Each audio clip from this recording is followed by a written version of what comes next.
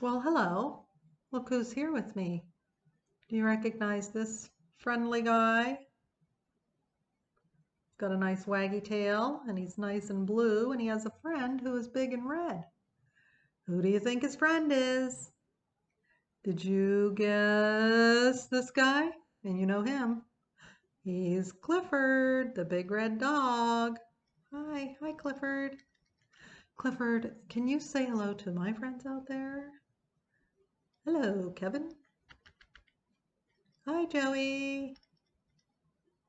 Hi, Marion. Lucas. Hello. William. Hello. Well, Clifford is here to help me read a story about himself, Clifford, big red dog. And the story is about a storm. It is called the Stormy Day Rescue. So, Clifford, here we go.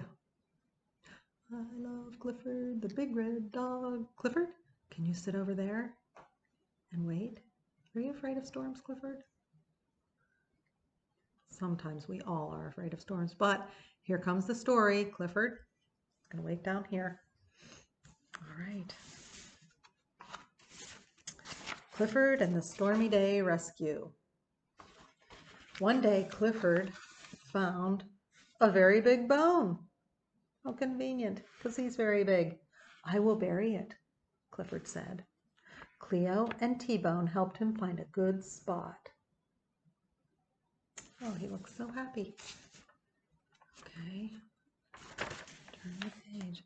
Not far away, Samuel was serving lunch. Samuel is in the picture here, and he's serving lunch.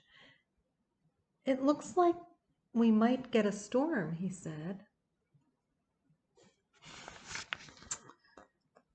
Just then, sand began to fly. I asked for a fish sandwich, said Victor, not a sandwich. Oh. Didn't want a sand sandwich. I wanted a fish sandwich. Samuel looked down. He saw Clifford digging. Of course. Look at that big dark cloud above. You're getting sand in all the food, said Samuel. Oh, jeez.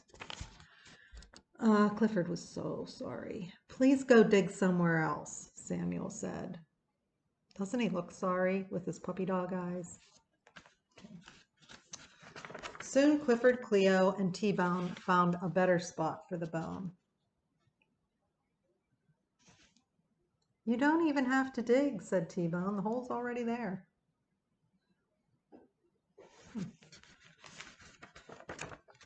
But the hole was not deep enough for the bone, so Clifford dug deeper. When he finished, Mr. Howard came to the hole. He dropped a tree inside. Oh, and it fell to the bottom. Clifford. How did this hole get so deep? Asked Mr. Howard. Clifford barked happily. Oh, that hole was for this tree, said Mr. Howard. Please go dig somewhere else. He's not angry. He's smiling and patting Clifford's nose, but I'm sure he was a little bit annoyed. Meanwhile, the storm grew closer. At the school, Mrs. Carrington's class was worried. They're a little worried. Look at the wind blowing. Remember when the last storm flooded the library, Jetta said? Maybe it will happen again.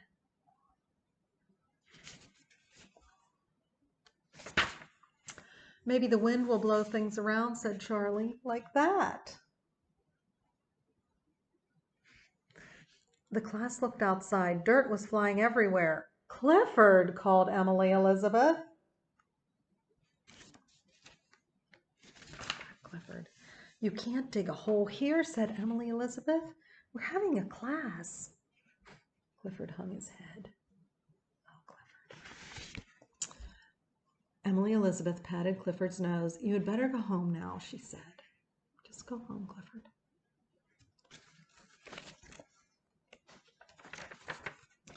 Clifford decided to bury the bone in his own backyard, so he said goodbye to Cleo and T-Bone. Bye.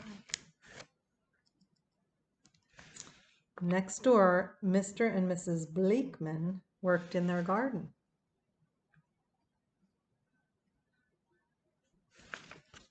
What's going to happen? Don't know.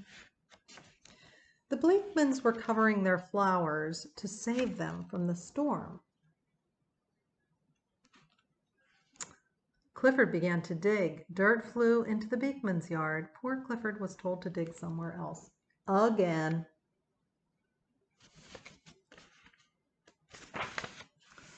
Ooh, the storm was moving closer. Everyone met at the library.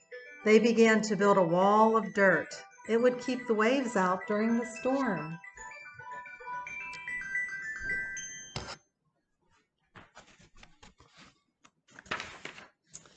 We have to make the wall very high, said that Mr. Howard. That's a lot of digging, said Charlie.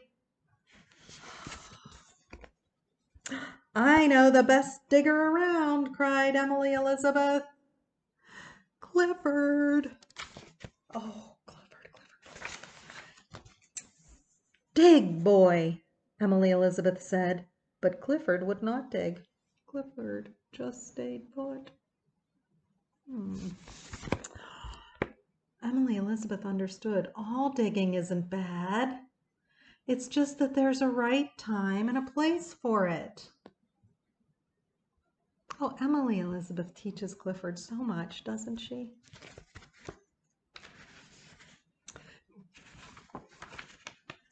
So, before long, the wall was built. Clifford saved the library. Look at the big pile of dirt that he dug up.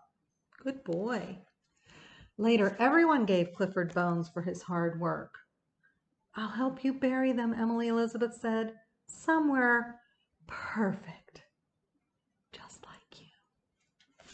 Oh, perfect little Clifford. And that is the end. Okay, see you next time. I hope I'm in the next story. Oh, I think you will be. Bye-bye, everybody.